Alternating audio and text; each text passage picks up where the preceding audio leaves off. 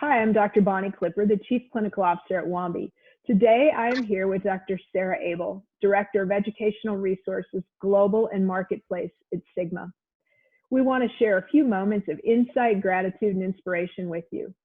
Sarah, thank you for taking time to be with me today. Thank you for having me, and thank you to Wambi for this initiative. I really appreciate it. Yeah, it's always our pleasure. And Sarah, what thoughts and insights can you share with our healthcare heroes and leaders at this difficult and challenging time?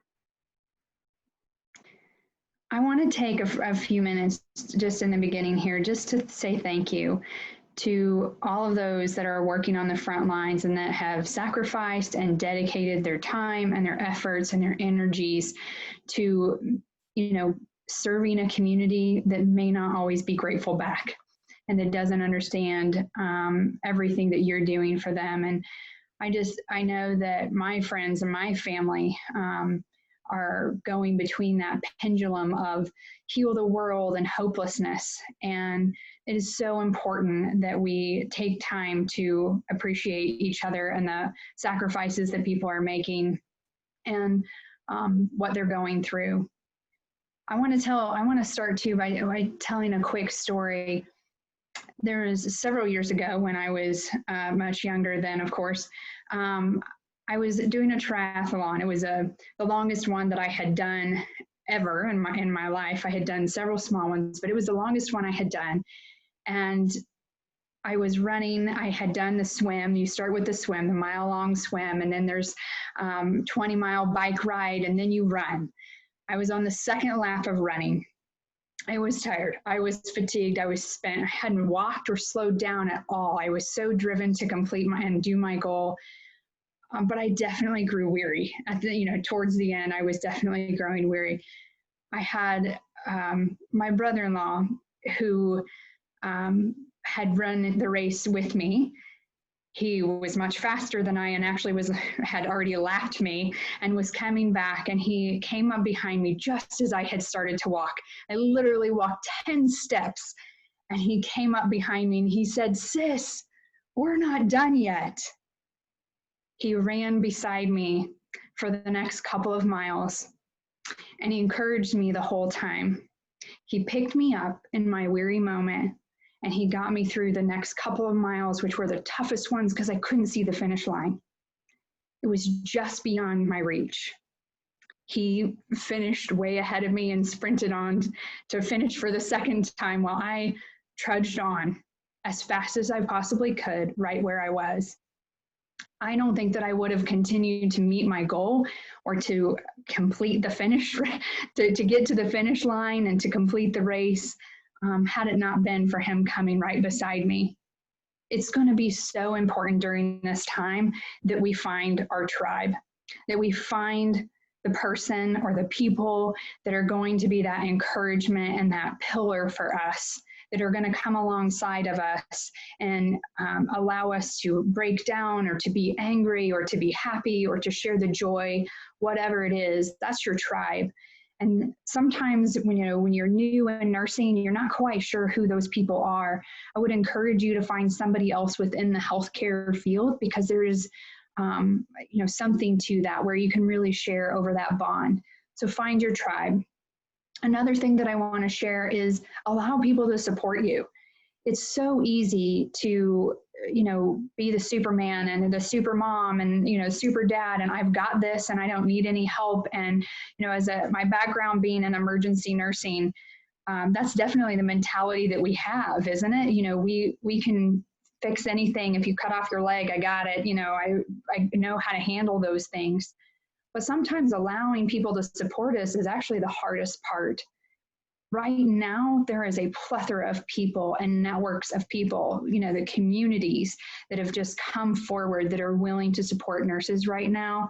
It won't always be there, but, allow them to support you and be that woven fabric for you for a while. Let them get you to that next mile in this relay marathon.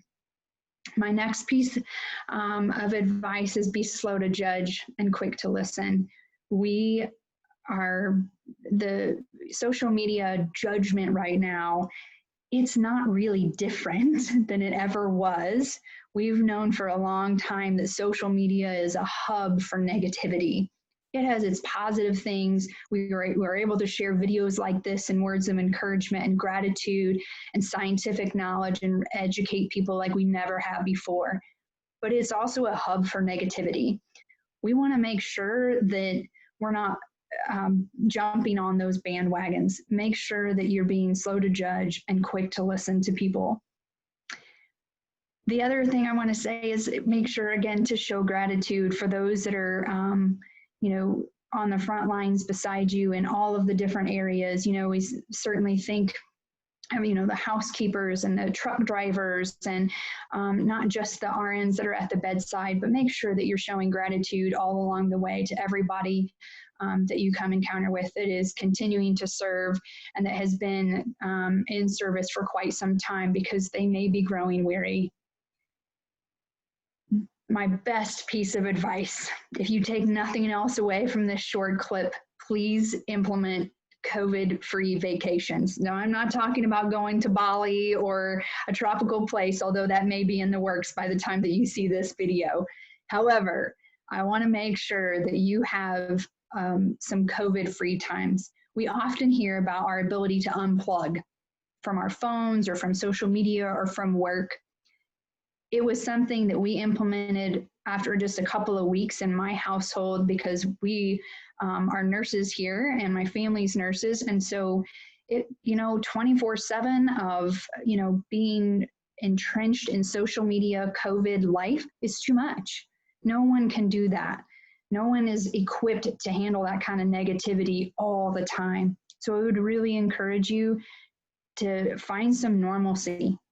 Find a COVID-free vacation space and something fun that you enjoy doing, a new hobby or taking a hike or whatever it is. And finally, I just want to say that this is a relay marathon. I've heard lots of people say it's a marathon, it's not a sprint. And I do actually believe that that's true, but it's a relay marathon. We can't do it alone. And at some point you have to pass the baton. We're not going to get through this in a day, a month. We've already seen that, right? We have to be willing to pass the baton. And I do believe it's a marathon, and that's the best analogy that we have right now, because where we can't see the finish line, there is one.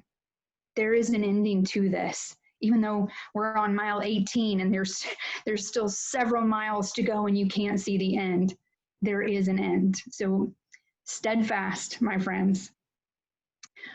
Acknowledge the mirage of whatever you're feeling right now and during this time and what you've been feeling over the last several months. Allow that to be okay. And then it's time to rise up. We're resilient.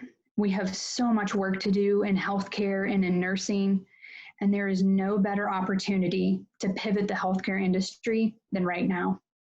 I would encourage you to rise up, my friends. We have much work to do. Thank you so much, Bonnie. Wow, Sarah, there's so many amazing messages in what you shared with us. And I think, I love the metaphors around kind of a COVID-free space and a COVID-free vacation, because I think that is going to be important for our sanity as a society, especially as healthcare people, as nurses and physicians and such. I also love the stories that you shared, because the themes that weave throughout those are humility and collaboration. And I think that's what's going to get us through this. It isn't something that we can do as individuals. It's something we have to do together. So thank you so much for reminding us of the importance of that. And Sarah, where can people find you on social media? LinkedIn is by far the best place to get a hold of me. Sarah Nicholson, Abel, A-B-E-L. You're also welcome to friend me on Facebook. Those are both professional ways to contact me. Awesome. Thank you for that. And I am Dr. Bonnie Clipper. And remember, at Wambi, moments move us.